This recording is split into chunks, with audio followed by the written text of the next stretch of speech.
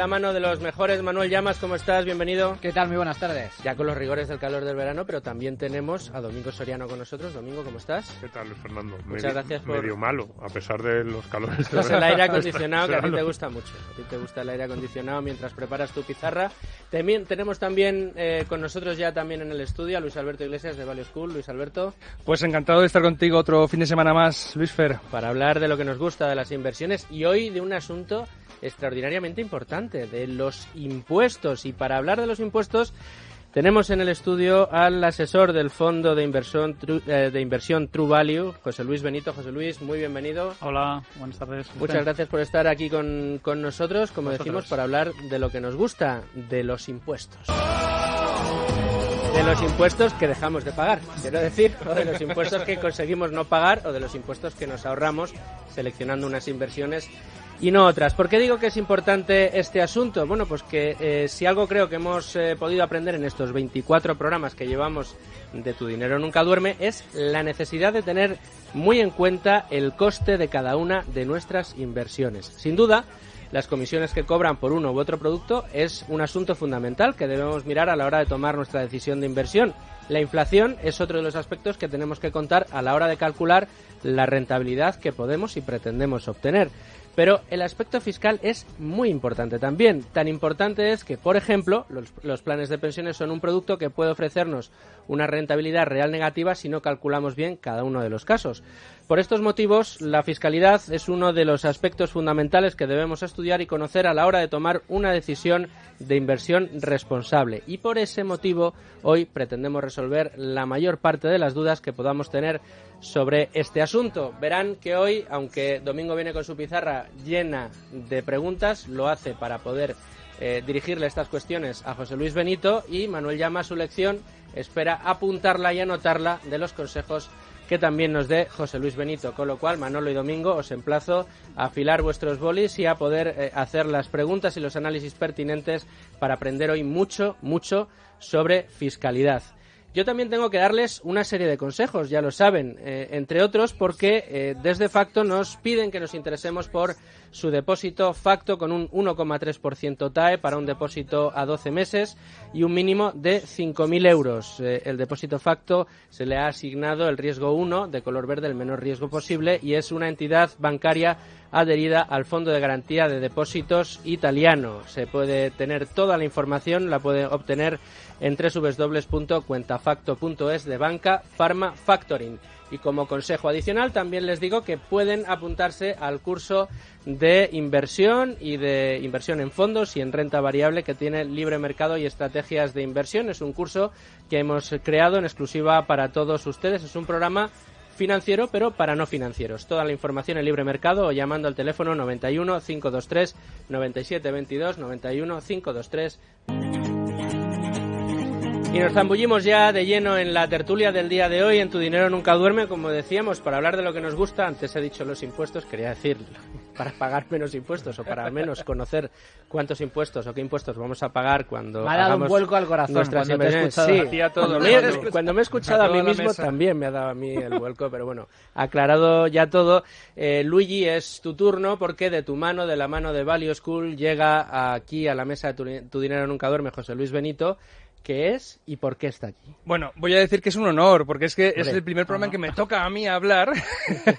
Y es un honor y un placer presentar a José Luis Benito, porque hace ya años que le conocí. A mí me encantó, yo de verdad, se lo digo a los oyentes, aparte de lo que van a escuchar, José Luis es uno de estos docentes memorables. Es decir, yo le conocía de oídas, de alumnos de sus intervenciones, sus clases en el máster de Value Investing de OMMA, también del máster del experto en bolsas y mercados de la Universidad de Alicante, y todos me decían, joder, tenemos un profesor de fiscal, no sé qué, además el tipo es inversor, bueno, asesor de un fondo, y yo, vamos, hasta que no paré de andar con él y le conocí, no quedé quieto.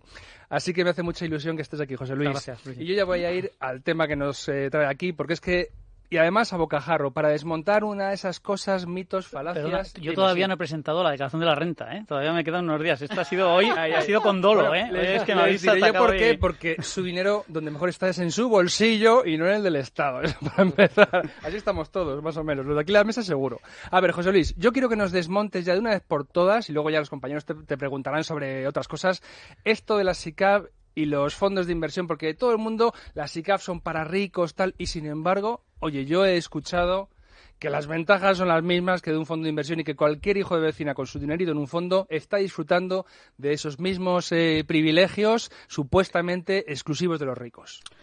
Sí, ambos vehículos son unos vehículos de inversión colectiva, que se supone que canalizan el ahorro de un público en general.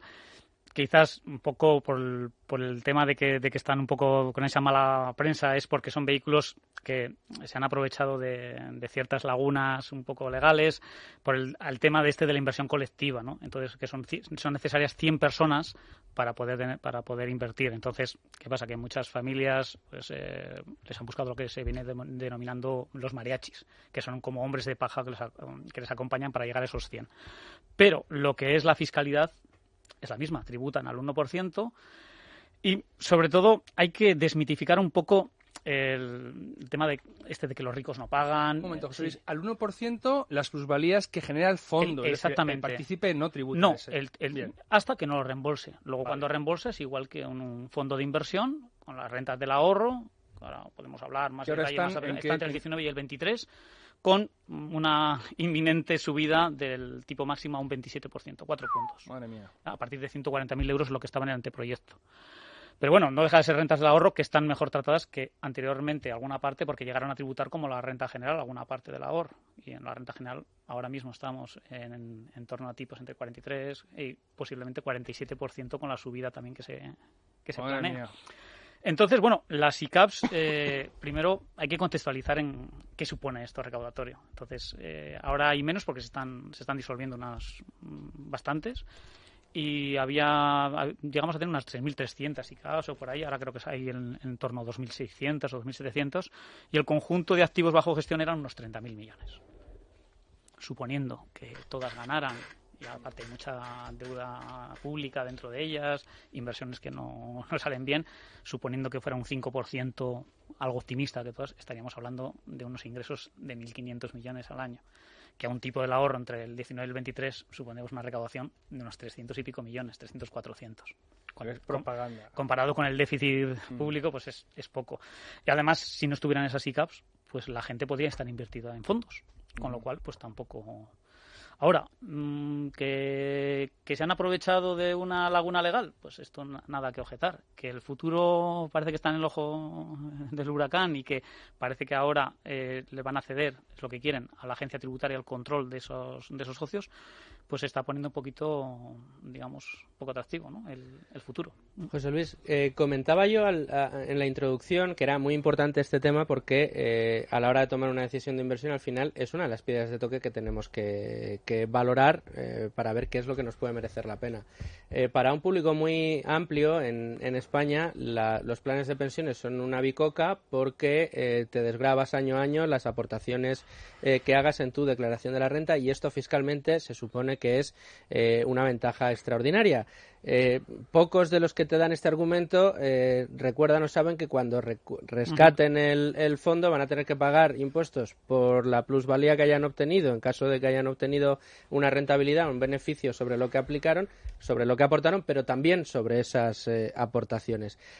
¿Cuál es la manera correcta de analizar cada uno de los casos o qué tiene que tener en cuenta una persona que esté viendo a ver si se abre o no un plan de pensiones para ver si fiscalmente le va a ser propicio o si al final en impuestos va a pagar más de lo que ha ido aportando?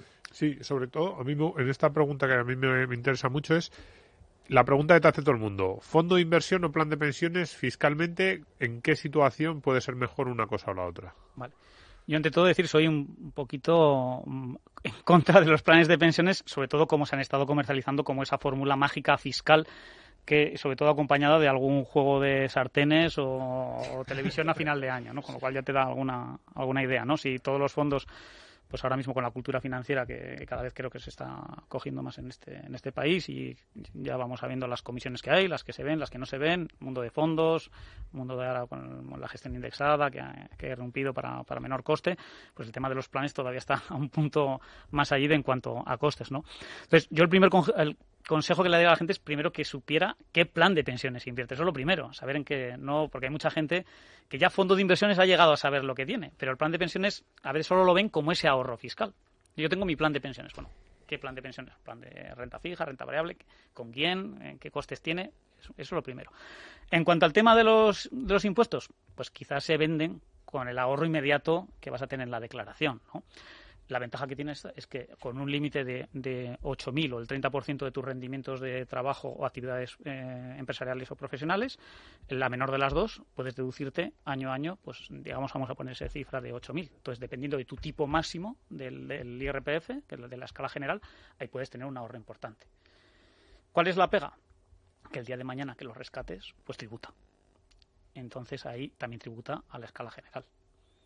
Además, con una particularidad que a mí... Tributa a la escala general ambas, tanto la aportación Exacto, sí, como lo que hayas obtenido, que ya sería renta del ahorro en realidad, ¿no? Claro, renta. eso es la primera crítica que yo siempre hago a los planes a la fiscalidad de los planes de pensiones. Hay, digamos, que dos cantidades cuando tú rescatas. Una es lo que tú has aportado cada año, que con el efecto tiempo pues aún se puede entender que te la has desgravado la renta al tipo máximo, al que te toca, al tipo marginal, y cuando lo rescatas también. Y dices, bueno, pues por lo menos he ganado tiempo y depende cómo lo rescate el día de mañana, pues esto que me meto al bolsillo. Pero luego todo lo que se ha revalorizado nunca te deduces por ello. Con lo cual yo entiendo que eso es un ahorro financiero. Y como pronto yo pienso que deberían separar las dos partes. Y es fácil con cualquier sistema informático saber lo que tú has aportado y lo que se ha revalorizado. Pero no, todo va a la renta general. Entonces ya el primer consejo, pues hay que... Primero, como que no, con esto, aunque yo sea un poco en contra de planes de pensiones, no quiere decir que esté en contra de una manera unánime, sino hay que analizar los casos. Entonces, cuanto más alto sea tu tipo general ahora y preveas que vas a tener un tipo más bajo en el futuro, puede resultar ser interesante. Esto abre la puerta a otras posibilidades que existen en la normativa, como son aportaciones a favor del cónyuge que tiene rentas inferiores a 8.000 o que no tiene rentas. Puedes aportar hasta 2.500 y sabes que esa persona al día que lo rescate va a tener un tipo muy bajo. Entonces ahí ya puede ser interesante, lo que pasa que está limitado. Y también es muy interesante las aportaciones a personas con minusvalías. De determinado grado, ahí puedes llegar a aportar hasta, creo que son 24.250, creo que son las cifras, perdona que no me las sé de memoria. Entonces ahí puede ser bastante interesante porque luego esa persona cuando lo rescate va a tener unos beneficios de mínimos personales, etcétera, que les va a hacer rescatar bastante menos. Pero hay que tener cuidado esto, que al final el efecto tipo marginal, si lo rescatas de una vez y si no lo rescatas en forma de renta, puedes tener renta para... Eso es importante. ¿Rescatar de una vez o por partes? Creo que estábamos todos con la misma pregunta aquí, porque es otra pregunta clásica. Pues esto, yo siempre digo en mis clases que una frase que me gusta es de un ministro muy antiguo francés, Jean-Baptiste Colbert, que decía que el arte de recaudar impuestos es quitarle plumas al ganso con la menor cantidad de daño, ¿no? Que se entere lo menos posible. Entonces, estamos en... Da igual el color político, que siempre dicen que bajan los impuestos, que fomentan el ahorro, pero luego debajo hacen una especie de juego sucio como en los corners, que no se ve, y van fastidiando un poco. Los planes de pensiones, hasta hace muy poquito, si los rescatabas en forma de capital, tenían una reducción del 40%. Con lo cual, esa mayor progresividad en el tipo marginal podías compensar y podía ser muy interesante, sobre todo para rentas altas, que te estabas reduciendo base al 45 o hasta el 52 que ha llegado, y luego a la hora de tributar tenías ese mismo tipo con un 40% menos, con lo cual era dinero que tú te metías al bolsillo, sobre todo gente con rentas altas y muy cercanas a la jubilación. Era un arbitraje de que obtenías dinero. Esto ya lo han quitado. Fomentamos los planes de pensiones, pero no es verdad, ¿no? Entonces ya esa ecuación que había que estar con el ordenador simulando, pues ya se compone un poco más sencilla y ahora es ahorro, lo rescato, en forma de capital. Depende del capital que tengas, pero te va a ir al tipo máximo prácticamente seguro porque tienes que sumar lo que tú tengas de pensión ese año, porque también vas a cobrar una pensión. Y luego está en forma de renta, que vas a tener por lo menos dos rentas, tu jubilación y la del planes de pensiones. Entonces, puedes intentar acomodarlo para que no sea tan alto el tipo general, pero claro, te puedes quedar al riesgo de que tus herederos sean los que tributen el día de mañana, si no cobras la suficiente renta. Antes de pasar a lo mejor a otra pregunta, me gustaría hacer 2 observaciones que ya se han repetido en algún programa aquí, no sé en cuál. Uno, es que esa golosina del ahorro fiscal de los 8.000 euros, al final yo creo que Manu me dijo un día que era muy poquita gente la que al cabo del año ingresa, o sea, mete en el plan de pensiones esa cantidad, con lo cual se contratan por esa golosina y no te beneficias de ella porque ni siquiera te molestas en ingresar, ¿no? ese montante. Y luego, en segundo lugar, José Luis, he oído que benefician más, o sea, esa deducción fiscal cuando te mueves en tramos de renta más altos. O sea, que un chico a lo mejor que está ganando 24.000 euros quizá no le compense esos 8.000, lo que se va a ahorrar. Lo que os he dicho, porque al final tienes que comparar como pronto, sin saber lo que va a pasar el día de mañana, tu fiscalidad cuando te deduces con la fiscalidad esperada el día que rescates. Si ya partes de una baja, va a ser muy difícil que el día de mañana sea más baja. Si partes de una alta, aún puede entrar el juego y que te beneficie. Muy bien. Aún así, pienso que se tiene que desarrollar mucho. A mí el plan de pensiones como concepto, para nosotros los value, tiene una ventaja que tienes que estar como mínimo 10 años. Antes no los podías rescatar hasta que te jubilaras, o bueno, hay una serie de supuestos, ¿no? Como son paro, enfermedad grave, o una jubilación, o una incapacidad sobrevenida, o la muerte, ¿no? Digamos los 5 que lo puedan rescatar. Entonces, ahora ya son 10 años, pero bueno, tienes que estar ahí 10 años. Entonces, por eso he dicho, lo primero es escoger un buen producto. Pienso que todavía, a día de hoy, la industria, igual que en los fondos de inversión, tienes de todo tipo, el tema de los planes de pensiones y otras figuras que podemos comentar, porque son nuevas y son muy pequeñitas todavía, pero, a ver, lo que se intenta hacer es esa SICAP que hemos empezado del tema a hablar, intentar democratizar ese concepto de SICAP, que yo me gusta decir SICAP para pobres o SICAP para rentas medias o SICAP para todos, ¿no? Es decir, ese concepto, pues los planes de pensiones no deja de ser una especie de SICAP, pero aproximación. Pero el día de mañana la tributación es más alta, ahora tiene la reducción, y hay una serie de productos que luego, si queréis, hablamos un poco. Hombre, lo que tiene bueno en este caso el plan de pensiones, que no sé si es otra de las cosas a las que te referías, que a Domingo siempre le ha gustado mucho y lo ha repetido aquí en el programa en muchas ocasiones, es el concepto de disciplina, que tú el plan de pensiones al final te disciplina a no sacarlo en un momento determinado y a todos los meses hacer una aportación durante los próximos... Bueno, eso, la disciplina de permanencia, sí, la de entrada es... Claro, no, a ver, yo creo que la disciplina que se refería Domingo era el pago de la hipoteca, porque esa no perdona. Sí, no, es decir, eso sí, el pago de la hipoteca, hipoteca, de pensiones también, el fondo de pensiones, al fin y al cabo es voluntario que tú aportes o no aportes. Sí, pero hay mucha gente, o sea, yo con el plan de pensiones, una de las cosas que a mí sí me gustan es esta que está diciendo el Fernando. Bueno, la que está diciendo José Luis, evidentemente, que no lo puedes tocar en 10 años, que antes incluso era toda la vida, que bueno, eso tiene, a mí 10 años me gusta más, que sea toda la vida, porque toda la vida luego puede cambiar mucho, pero que gente que no ahorra en nada, yo conozco varios casos cercanos, familiares, amigos, que no ahorran en nada, que les cuesta mucho incluso lo de apartar el dinero y que sin embargo tienen una orden dada en su banco todos los meses de 100, 200 euros al plan de pensiones porque ellos lo identifican, lo asocian absolutamente que va a ser para la jubilación y es algo que con los fondos no se hace tanto. Entonces a mí ese puntito de que sí que te disciplina algo más, aunque sea una cosa muy absurda porque es puramente por el nombre, porque podrías hacer lo mismo con un fondo de inversión, pero bueno, me parece que es, bueno, al que le sirva. O sea, yo le recomiendo a la gente, oye, pues piénsate si el plan de pensiones es un fondo y mantén esa disciplina. Lo que pasa es que la gente parece que lo mantiene más así. No, a mí simplemente, con respecto a los fondos de pensiones, yo estoy totalmente de acuerdo con José Luis. A mí no me gustan los planes de pensiones que hay en España, tal y como están configurados, no me gustan. En primer lugar, porque la rentabilidad que ofrecen es absolutamente ridícula. Yo creo que eso ya lo hemos tratado en algún que otro programa. Y en segundo lugar, porque no es una exención fiscal ni una rebaja fiscal, sino simplemente posponer el pago de impuestos, que es una cuestión muy diferente. Y efectivamente tienes que calcular muy bien si realmente te merece la pena. Y como bien ha comentado José Luis, suele merecer la pena única y exclusivamente a las rentas altas, que tributan por un tipo marginal muy superior, con la perspectiva de que a la hora de jubilarse muy seguramente van a tributar por un tipo marginal inferior, y por lo tanto va a poder jugar con ese arbitraje. Y en línea con lo que estaba comentando Luigi, los datos demuestran que hay mucha gente que tiene planes de pensiones, pero es muy poca la que aprovecha la deducción máxima de 8.000 euros al año. Normalmente las aportaciones son muy inferiores. Sí, por eso muchas que vienen al final propiciadas por campañas veces comerciales en el último mes. Exacto. Sí, pues es un producto muy bancario, ¿no? Entonces, desde ese punto de vista, yo tiendo a desconfiar. Pero a mí, ya que has dejado ahí la pildorita, José Luis, me gustaría que comentaras esos productos adicionales que estabas comentando. Hay una serie de productos, lo que pasa que ahora casi todos tienen la forma asociadas a seguros, ¿no? Seguros de vida. Exacto. Entonces, están muy limitados en cuanto a inversiones y en cuanto a importes. Ahí estamos, por ejemplo, a las rentas vitalicias, que hay rentas temporales, rentas vitalicias, que hay una tributación interesante. Lo que pasa, claro, que casi todas hasta ahora pues está todo el tema en renta fija. Quizás ahora con bajadas de tipos empiezan a ser interesantes. Hay gente que, bueno, yo he visto por ahí gente con rentas vitalicias que están obteniendo ahora una buena renta, que nominalmente parece mala, pero en entornos de tipos bajos pues están... eso es interesante. Y tributas, depende tu edad, pues hay unas escalas en el IRPF que puedes llegar a tributar hasta un 8% solamente. Entonces, eso es interesante. Ahora hay otros productos, están un poquito todavía no muy conocidos, que son los SIALP y las CIALP. No sé si os suena un poco. Son seguros, a ver si me acuerdo, seguros individuales de ahorro a largo plazo y cuentas individuales de ahorro a largo plazo. Y esto viene un poco a hacer una especie de mini SICAP, de tal manera que si los tienes 5 años, no pagas la plusvalía. Entonces, es interesante. Porque, a ver, un inciso.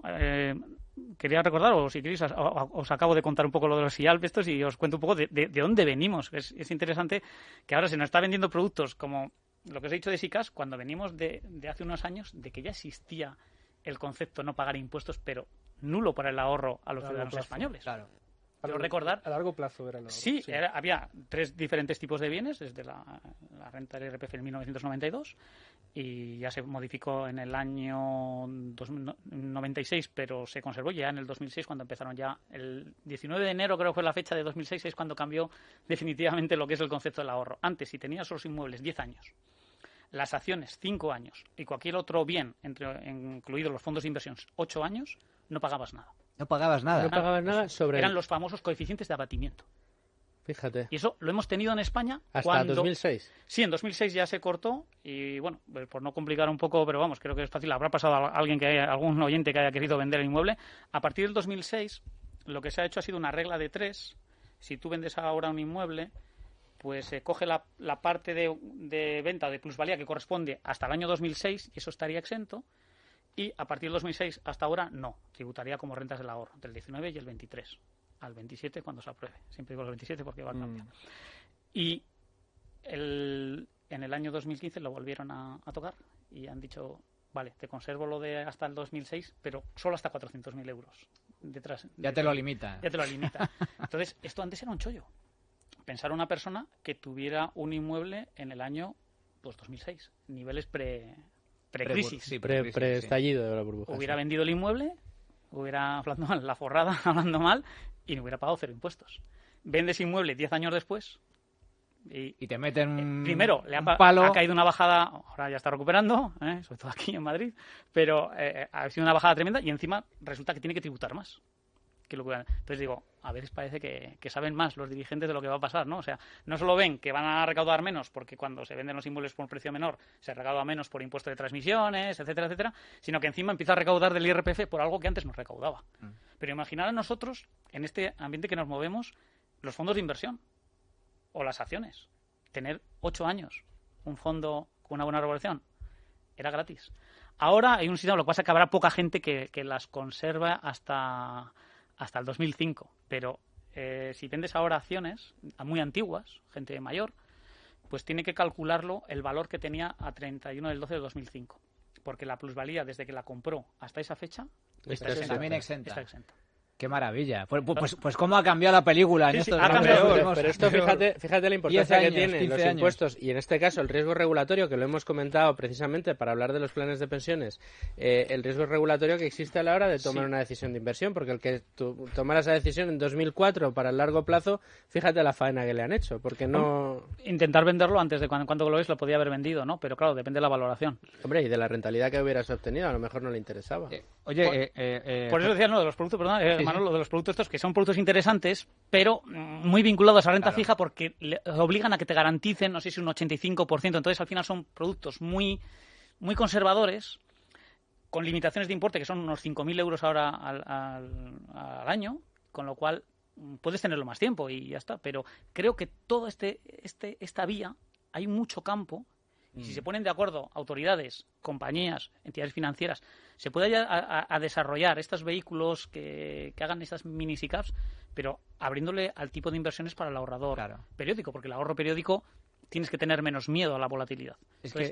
Es que los políticos son muy cucos para eso y tienden siempre a acercar el ascua a su sardina, en el sentido de que, curiosamente, priorizan o priman la inversión casualmente en deuda pública, que es lo que beneficia, es financiar a los políticos, financiar a los estados. Al igual que el hecho de que los bancos inviertan en deuda pública, compran deuda pública, le supone un menor castigo a nivel de exigencia de capital que si invierte en otro tipo de activos, ¿no? Pero en línea con esto, José Luis, y ya que entramos más en detalle, más en materia, a mí me gustaría que nos explicaras un poco si existe alguna fórmula mágica para no tributar por el ahorro, para tributar lo mínimo posible, o al menos para optimizar al máximo posible nuestra factura fiscal, en cuanto siempre a nivel de ahorro, claro. Hay una fórmula mágica. Lo que pasa que para que sea perfecta tiene una parte que a lo mejor no nos gusta o no nos importa tanto, es que te llegues a morir, ¿no? Entonces, pues quiero decir, la fórmula mágica significa productos de acumulación contra productos de distribución, quiero decir, productos que vayan generando sin dar rentas explícitas cada año, sin retratarte. Yo a mis alumnos siempre les digo, atesora como un rey y gana como un lacayo o vasallo, lo que se obtenga como el súbdito, ¿no? Quiero decir que tú vas acumulando para hacer el efecto de nieve y ahí no vas pagando. ¿Te refieres al interés compuesto? Interés compuesto. Entonces, cuanto mayor sea esa tasa de interés compuesto, quiere decir, cuanto menos le quites a la rama de impuestos, más fuerte puedes hacer ese efecto bola de nieve. Un capital se duplica, para los oyentes que no lo sepan, cada 72 aproximadamente entre la tasa de rentabilidad que obtienes cada año, con lo cual al 7% son 10 años, al 10 unos 7. Entonces, cuanto más alta sea esa tasa, más acumulas. Y entonces hay una ventaja, porque he dicho lo de morirse, no es que era una broma, es que cuando una persona fallece, la plusvalía que se pone manifiesto, imaginar en España que ahora pues un value investor, por no decir nombres porque no sea malfario, pero de los más conocidos falleciera, de los americanos y tal, los más, pues su plusvalía, muchos miles de millones que fueran, no pagaría. Y le llegaría a sus herederos, si son sus hijos, en la mayoría, ahora podemos entrar en los reinos de taifas que hay en las legislaciones del impuesto de sucesiones, ¿no? Pero, por ejemplo, Madrid o La Rioja, de donde yo soy, los hijos prácticamente no pagan. Entonces, le llega la cartera de acciones o de fondos o de los bienes que sea a su valor actual a coste cero. Entonces, esa es la jugada maestra. Una jugada un poco truculenta. Que no haya que morirse. Radical. Danos una jugada un poco menos... otra alternativa. Que no sea tan buena, pero que no haya que morirse. Pues hasta hace poco, y en algunos territorios de España, estaba en el País Vasco, creo que está en Baleares, creo que está en Galicia, hay una figura que se llama los pactos sucesorios, que es como si te mueres pero sin morirte, ¿no? Es decir, ahora hago la herencia, lo hago en vida, tributas como si fuera el impuesto de sucesiones, la plusvalía del muerto pero que no está muerto no paga y los hijos lo reciben sin pagar. Es más, que hacía mucha gente, pues cuando iban a vender una empresa, lo hacían y automáticamente eran los hijos la que la vendían. Entonces no tributaban nada. Esto se ha regulado en País Vasco, ya han obligado a que no lo puedes hacer pero no lo puedes vender. No sé si hay un requisito de X años de permanencia, no me sé ahora mismo la norma. Y en España en el anteproyecto ya está recogido.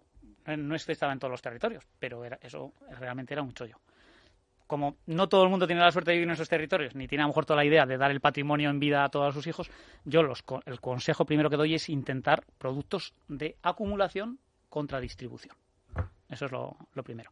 Y siempre intentar hacer plusvalías a un año y un día. Porque también nos venden que todas las rentas, antes había diferencia si era más de un año o menos de un año para tributar a la renta general o a la renta del ahorro, que es muy importante la diferencia de pagar la mitad más o menos, claro, a pagar un 23. Ahora nos dicen que ya da igual el periodo, pero que siempre tributas a un 23. Pero no es del todo cierto, porque en el impuesto de la renta, en Madrid no, pero en la mayoría de las comunidades autónomas sí, entra otro impuesto en juego, que lo conocéis alguno, ya sabéis los que me conocéis que lo tengo especial tirria, que es el impuesto de patrimonio. Entonces, en la medida que tú des rentas, aunque sean del ahorro, pero menos de un año, puedes llegar a pagar en torno a un 60% de tu base de lo que has ganado ese año, la base del ahorro, perdón, de la base de la renta, la base liquidable, que es un poco, los ingresos que tú tienes. Entonces, no sé qué cara se le puede quedar a la gente, a los oyentes, cuando nos oigan, cuando si por estar mal planificados les dicen que tienen que pagar el 60%.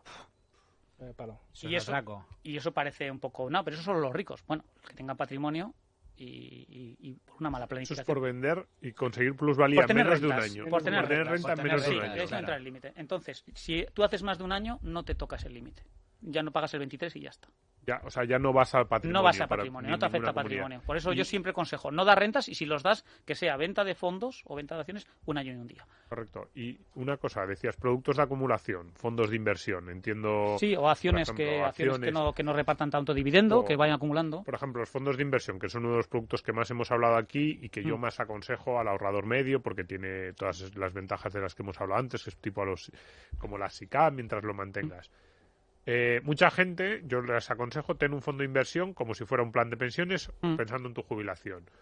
Ahí la idea, claro, parece que lo intuitivo es, bueno, y entonces cuando tengo 65 años lo vendo todo y me lo llevo. Probablemente desde un punto de vista fiscal lo más interesante es ir sacando de a poquitos, por así decirlo. Sí, lo que pasa que aún así va a tener alguna sorpresa porque la norma es el criterio FIFO, que se llama, que es la primera entrada, primera salida. O sea, siempre te obligan a vender la primera participación.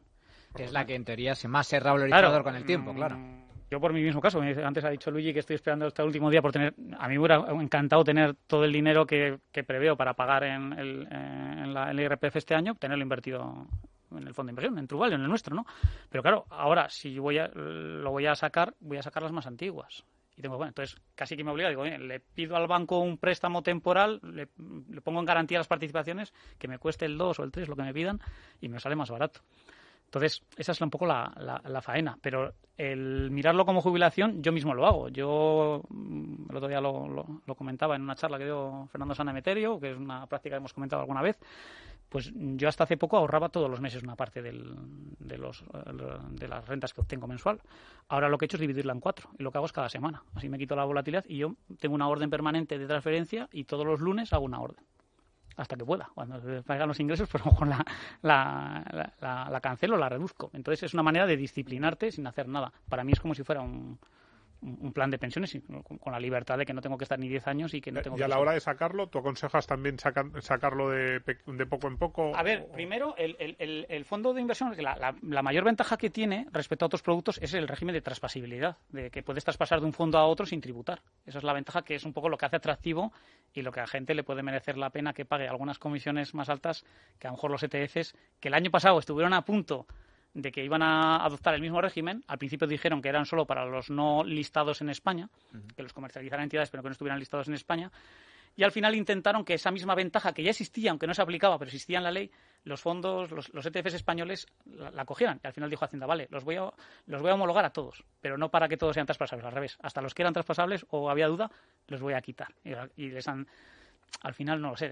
Yo puedo decir, como fondo me siento beneficiado, pues no. Yo prefiero que haya más libertad para elegir y hubiera sido, la verdad, que una bomba. Claro, que los ETF no tienen la ventaja fiscal del fondo de traspasabilidad. No son traspasables, son como una acción.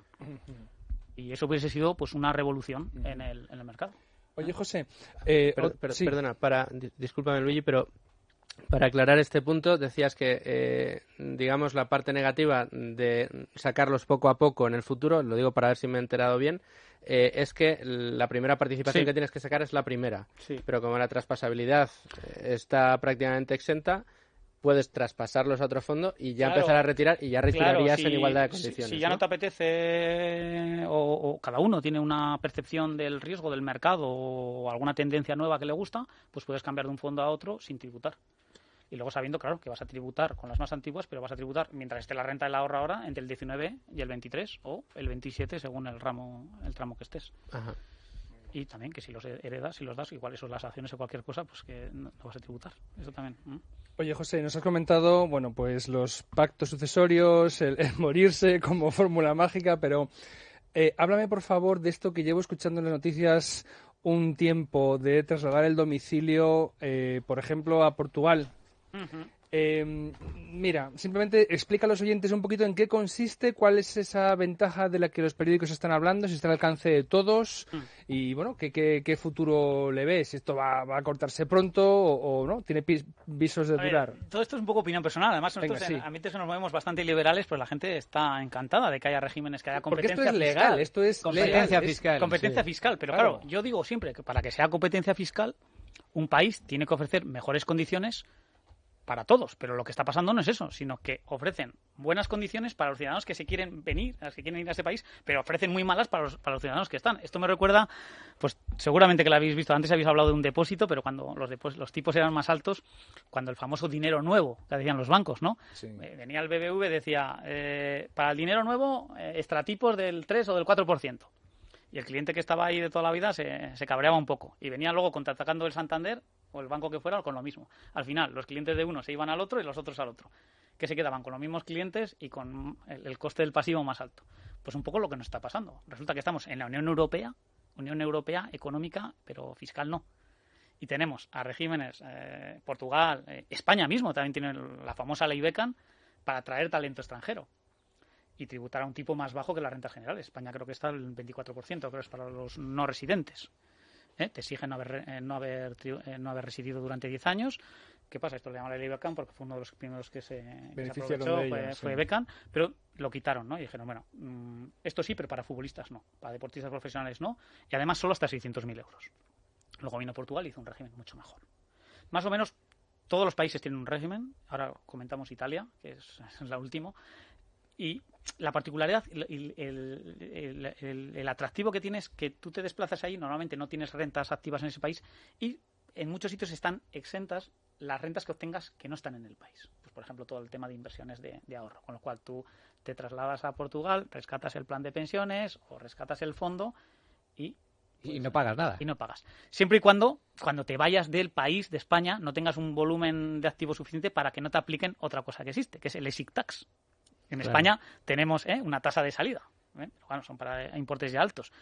Pero es que esta libertad de movimientos de personas y de capitales está un poco también puesta en entredicho. Sí.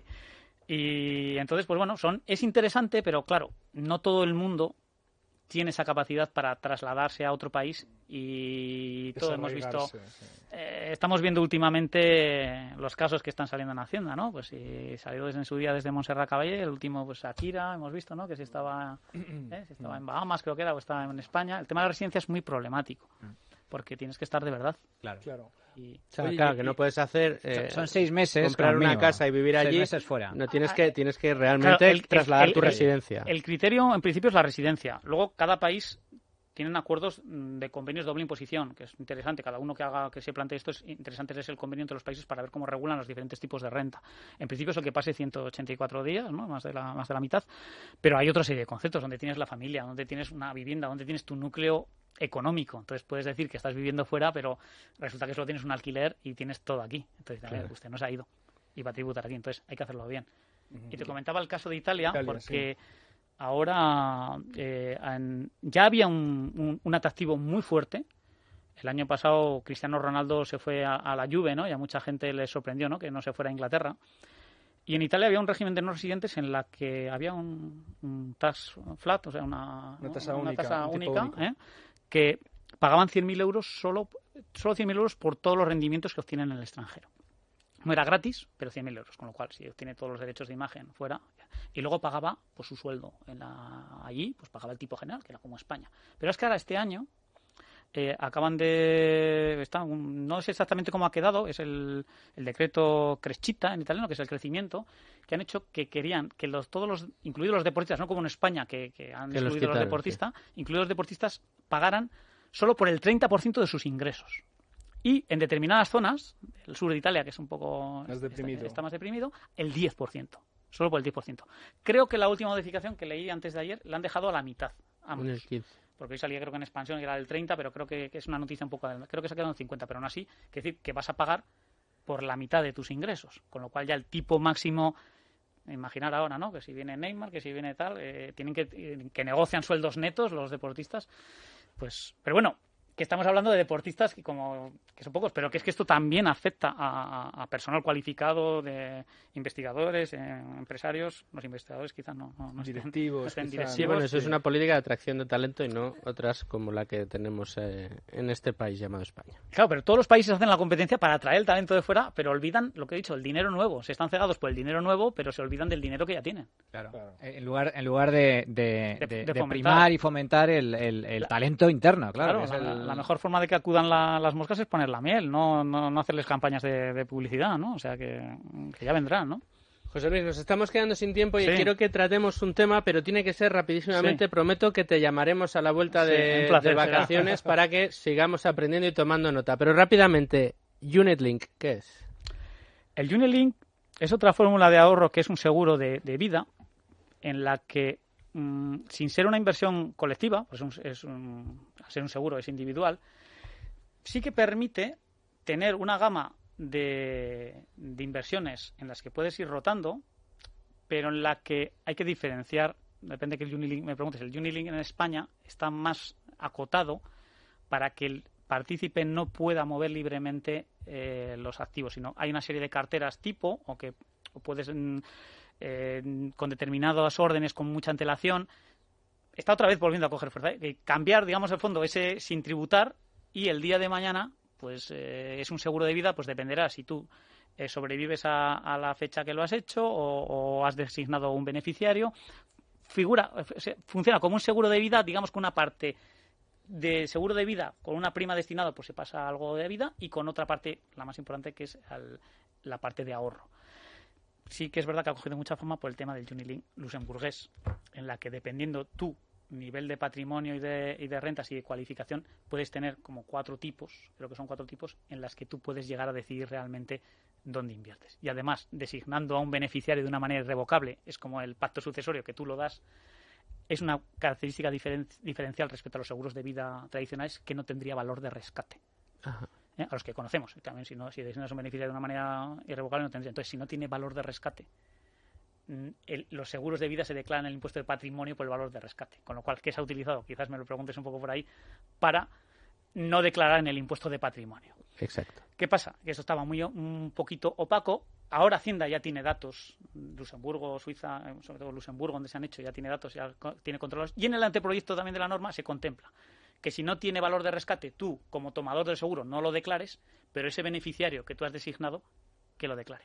Eso es lo que está contemplado en el anteproyecto. Todavía no está aprobado, pero se prevé que uno de los dos lo tenga que declarar en impuesto de patrimonio. José Luis, en septiembre nos tenemos que volver a ver. Perfecto. Para hablar de todos estos asuntos. Hemos aprendido mucho, hemos tomado muchas notas, pero vamos a seguir aprendiendo, porque de fiscalidad también nos van a hablar los amigos de Finicens.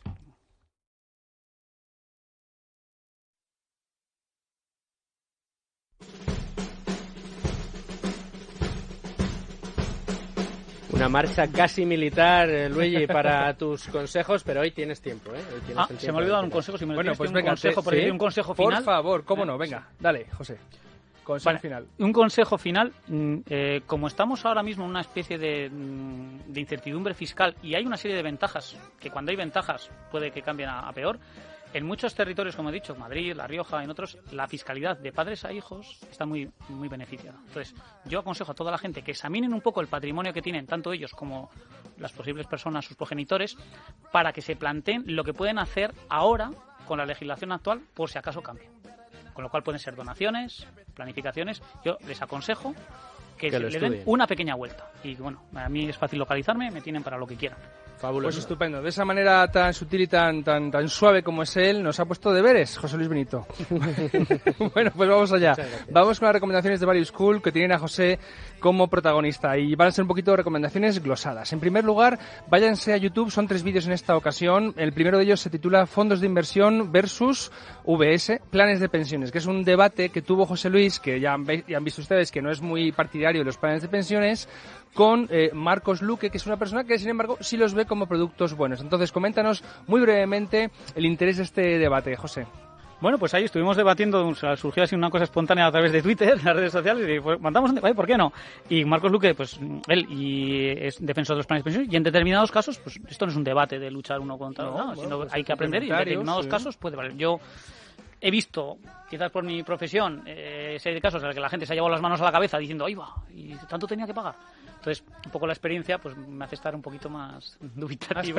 Más precavido. Pero bueno, es interesante que vea la gente. Es muy interesante, yo lo he visto y se aprende un montón, porque bueno, aquí tienes una persona que lo defiende con unos argumentos y otro que no lo aconseja tanto pues con otros argumentos. Bien, primera recomendación. La segunda, que va vinculada con la tercera, es un podcast, porque José Luis también ha sido otro insigne invitado del podcast de esta comunidad que ya ha estado aquí representada en la mesa, que es Más Dividendos. Entonces, a José Luis lo tuvieron en 2 ocasiones, creo que hace ya como 8 meses más o menos, ¿verdad? Sí, tuvimos una que se nos quedó corta y claro, entonces, la primera de ellas creo que se titula, el podcast de Más Dividendos se titula La primera entrega, En las entrañas de un fondo de inversión, con José Luis Benito de True Value, y luego creo que como se quedó corto hicisteis la segunda, que se llama Extensión de Fiscalidad y Preguntas de la Comunidad Más Dividendos, con José Luis Benito de True Value. O sea, son 2, digamos, pero que es la misma conversación, ¿no? Están ambas en YouTube y también en iVoox, en canales donde se ve la plataforma donde publican sus podcasts. Coméntanos, ¿de qué hablasteis brevemente? Pues, hombre, empezamos a hablar del tema de True Value, pues fondo de inversión, el que asesoro, pero yo siempre digo que aunque sea nuestra profesión, es solo una pata.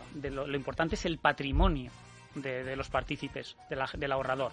Entonces, antes no lo hemos comentado al empezar, mi predilección por hablar tanto de impuestos y porque todavía sigo, a pesar de dedicarme al tema financiero, es que cada uno que se lo chequee a sí mismo y que diga a ver qué parte de su presupuesto es el más alto.